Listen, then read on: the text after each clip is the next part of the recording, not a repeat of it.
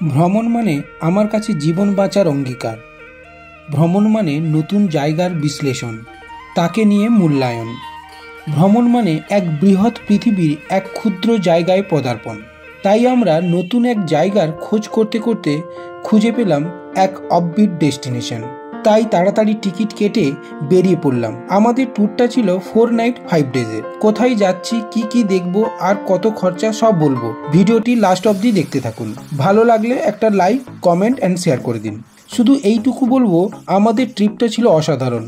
আমাদের শিয়ালদা থেকে ট্রেন ছিল রাত 10টা 5, দার্জিলিং মেল। আমরা শিয়ালদায় এসে ট্রেনে উঠে পড়লাম। আমাদেরকে নিয়ে ট্রেন ছুটে চলল আমাদের ডেস্টিনেশনের দিকে, এনজিপিতে।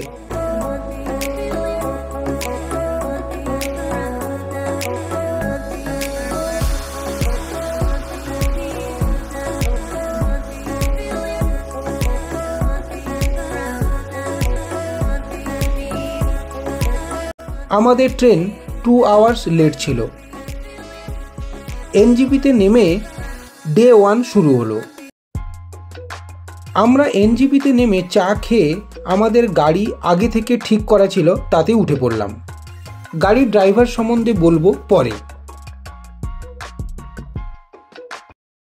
তারপর আমরা সেবক রোড হয়ে আমাদের ডেস্টিনেশন কমলালেবুর গ্রাম শিটংয়ের উদ্দেশ্যে রওনা হলাম। সেবকের কাছে একটা জায়গায় আমরা ব্রেকফাস্টটা সেরে নিলাম। তারপর দুধারে পাইন গাছের মধ্য দিয়ে গাড়ি ছুটে চলল আমাদের গন্তব্যের দিকে। ডে 1-এ আমাদের শিটংয়ে যাওয়ার সময় আমাদের কিছু স্পট ছিল, যেখানে ড্রাইভারদা আমাদের দাঁড় করিয়ে ওই স্পটগুলো দেখালো। তার মধ্যে একটা হলো করোনেশন ব্রিজ। এই ব্রিজটা তিস্তা নদীর উপরে দার্জিলিং আর কালিম্পংকে কানেক্ট করে। ড্রাইভারদা বলল এই ব্রিজটা সেবক রোডওয়ে ব্রিজও নামে পরিচিত। 1937 সালে এটি শুরু হয়েছিল আর 1941 সালে এটা কমপ্লিট হয়। তারপর আমরা করোনেশন ব্রিজ হয়ে যেতে লাগলাম। দূর থেকে ব্রিজটা খুব সুন্দর লাগছিল। এবার বিরিকধারা হয়ে শিটংয়ের উদ্দেশ্যে যেতে লাগলাম। ঠান্ডাটা খুবই ছিল।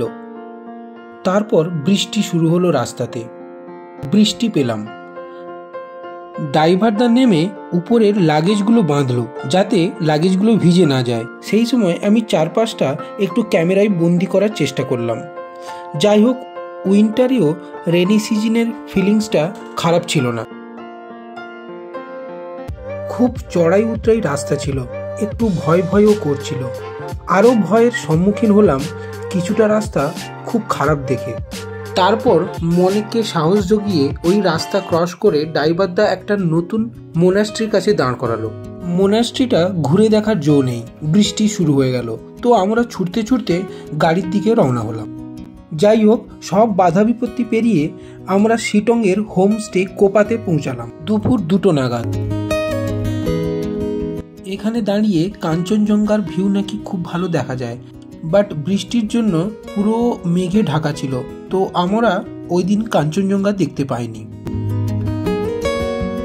এটা হচ্ছে এই হোমস্টের ডাইনিং রুম। আমরা 3টে নাগাদ লাঞ্চ শেষ করলাম। এত খিদে পেয়েছিল যে খুব ভালো করে পেট ভরে খেলাম।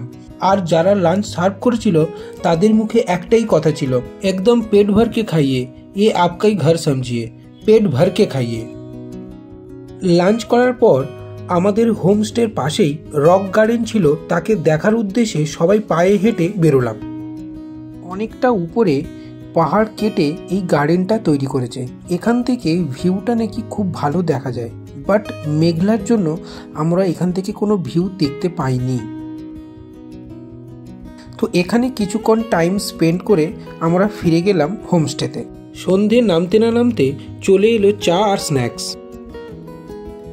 এগুলো শেষ করে আমরা ঠান্ডায় কাঁপতে কাঁপতে রুমের বাইরে বেরিয়ে এসে দেখি আমাদের জন্য ক্যাম্পফায়ার রেডি।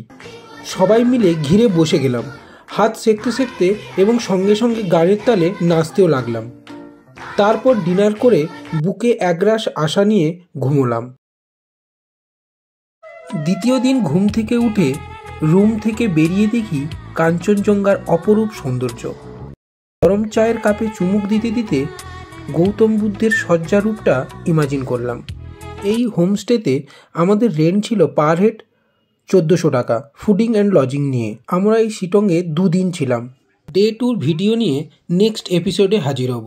আজকের মতো